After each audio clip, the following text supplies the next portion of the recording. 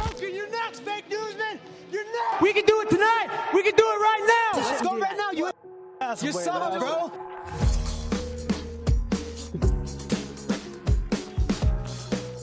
Brazil, you're a all you filthy animals.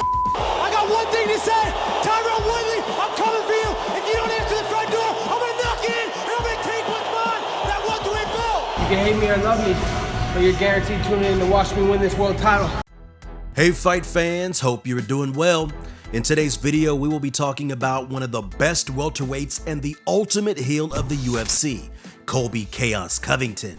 Covington is a former interim champion and is one of the most outspoken characters of the UFC. Never to mince his words, several UFC fighters have been the target of Colby's verbal onslaught, and that has made him somewhat of a heel character. Apart from being a guy who has such a divided opinion amongst fans, there is absolutely no doubt that he is a damn good fighter.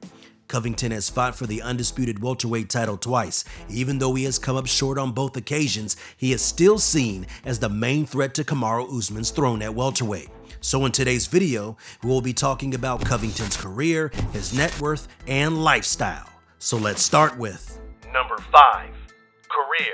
Covington started his MMA career in 2012 by winning his first 5 fights, after which he was quickly snapped up by the UFC. The move came pretty early in his career, and Covington made a mark by winning his debut against An Ying Wong via unanimous decision.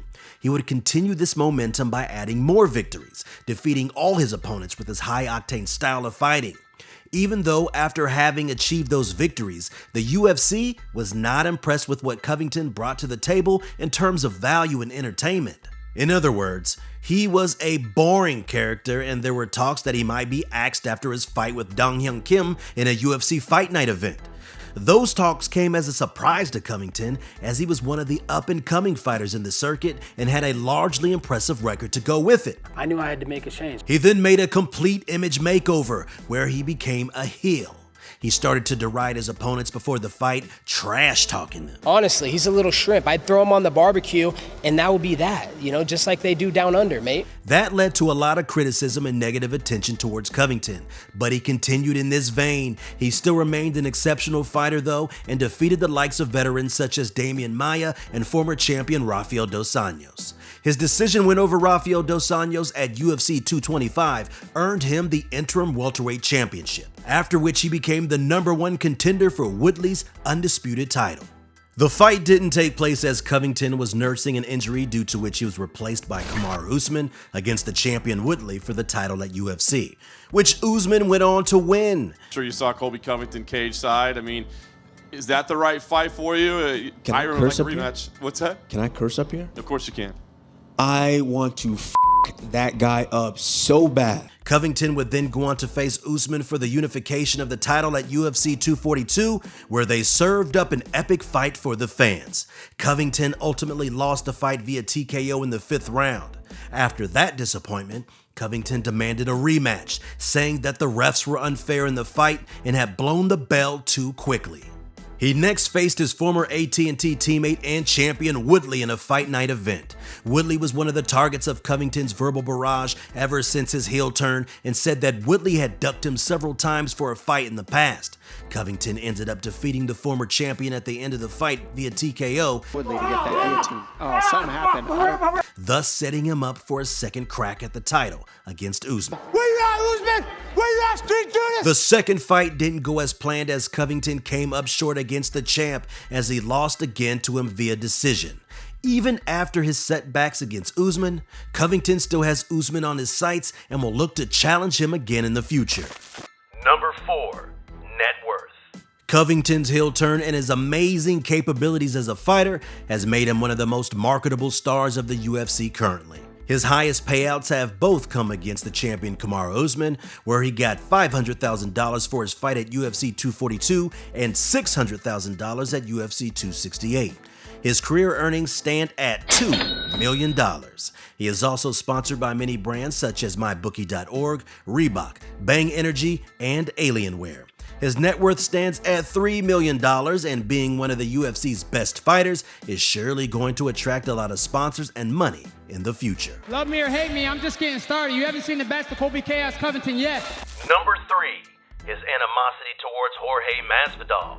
Covington on many occasions has called himself the villain of the UFC, and there seems to be no competition in that regard. His outspoken and rather derogatory comments about his fellow fighters and former training partners have raised a few eyebrows. People don't like Colby, and they probably never will because he's a dipshit. In fact, he has been quite vocal about Jorge Masvidal and Dustin Poirier, who were his former training partners at AT&T, slating them at every given opportunity. There's nobody on the UFC roster that Street Judas, that fragile guy Masvidal, he can beat right now. That guy's washed up. Masvidal and Covington share an obvious dislike toward each other after Covington started to bash his good friend Masvidal after their friendship turned sour. The two are roommates when they both started their respective MMA careers and gym buddies. They would also accompany each other at their respective corners during fights and shared a close bond, until the friendship went south because of an incident including Masvidal's coach. Masvidal says that Covington, after his title win over Rafael dos Anjos, didn't pay up his coach's share of the pie, which he was entitled to after his title victory. The incident made Masvidal furious, where both fighters almost came to blows outside the AT&T gym. Ever since then, there is a hatred among both fighters, where both have gone back and forth on each other's personal lives. They will get a chance to settle the rivalry at UFC 272, where both fighters will meet each other for the first time inside the octagon. Now, time for a fun fact. Fun fact. I'd like to introduce Colby Covington. Great fighter. Great fighter. Incredible. Colby Covington seems to be the former United States President Donald Trump's favorite fighter.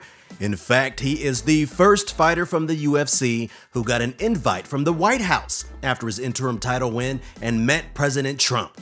Trump also congratulated Covington for his victory over Tyron Woodley by saying that he is a great fighter and he made it look easy. Number 2, the self-proclaimed villain of the UFC. Covington, through his comments in the media on certain fighters, has caused the ire of some of them, especially his long-standing rivalry with his other former training partner, Dustin Poirier. He has abused Poirier and his family on several occasions. When Colby's comments became below the belt, Poirier sounded off on him by saying, "It's on sight." Poirier in the past, taking note of Colby's comments, had said that he doesn't talk bad about people he hangs out with like Colby does. I don't sell out like Colby Covington. Colby also drew the wrath of UFC President Dana White when he started to talk bad about the company and the media. He made matters worse when he said that he would not allow White to wrap the belt around him if he beats Kamaru Usman, and if he did, he would smack him on his head with it. When quizzed about this, Dana had some choice words for Covington, saying, "He's a big motherfucking idiot." He has also gone after former champion and another training partner from AT&T, Tyron Woodley, attacking him in the media by saying that he was over the hill and is not the role model he perceives to be. Covington also said that Woodley also gave him very bad career advice, telling him to focus on building a brand. Ironically, it seems that the advice has paid off, as Colby's heel persona has made him a marketable superstar of the UFC today. Number 1, hilarious personality. Even though Covington is hated by many due to his persona, there is no doubt that he's got a very wicked sense of humor. I mean, look at this. Twisted Steel and American sex appeal, baby. I mean, like... He doesn't miss an opportunity to poke fun now and then at fellow superstars. His insults toward them are done in such a manner where you can't help laughing at them. His creativity in bringing new nicknames for fighters that he targets in the media are hilarious. For instance, he has given new nicknames for fighters such as Kamaru Usman and Jorge Masvidal. His interviews as well have become entertaining to watch, as Colby is not the boring personality that he was once labeled by many before. And finally, after looking at Covington's career, his sponsors, and earnings, his net worth stands at $3 million. With him being one of the top fighters of the UFC, he will look to build on that number in the future. Well, alright, we have come to the end of this video and would like to know your views on Covington's career and persona. Thanks for watching. Be sure to like and subscribe to our YouTube channel. Until next time.